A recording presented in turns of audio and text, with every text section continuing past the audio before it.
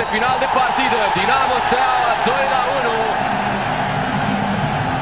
Dinamo iese din tunel, se întrezărea luminița dacă nu-i ascultam pe oficialii și pe jucătorii lui Dinamo înaintea acestei partide. Dinamo depășește seria neagră, 5 meciuri fără succes, se impune în derbiul cu Steaua, de care se apropie la un singur punct. L-am văzut pe Ioan Andone, parcă nu-i venea să creadă tehnicianului dinamovist că echipa sa a reușit în sfârșit să câștige un meci. A fost într-o tensiune teribilă antrenorul lui Dinamo, însă totul e bine când se termină cu bine. Dinamo pune capăt unei serii de 5 etape la rând, fără victorie în Liga 1 Bergambir.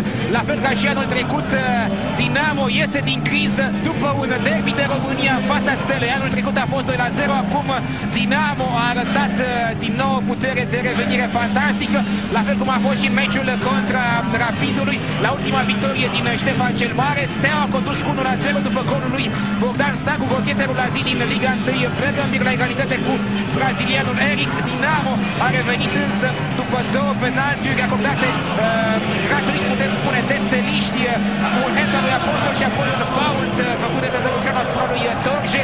Adrian Cristea și Marius Nicolae, marcatorii pentru Dinamo, care au adus un succes important pentru echipa lui Ioan Andone.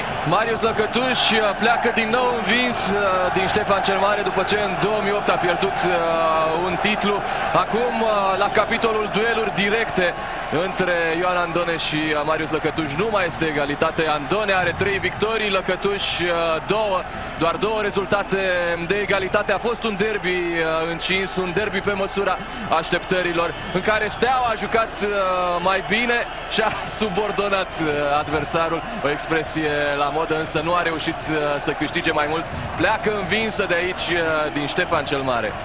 Nu uitați, imediat după această partidă urmează Fanatic Show cu Horia Ivanovici și invitații săi Ilie Dumitrescu și Mihai Stoica. Pe DigiSport Plus este acum Olympique Lyon-Nancy, Olympique Lyon-Lille, ultima partidă din etapa din Franța. Dan Ștefănescu și Bogdan Socol vă mulțumesc pentru atenție, rămâneți pe DigiSport, o seară excelentă, la revedere!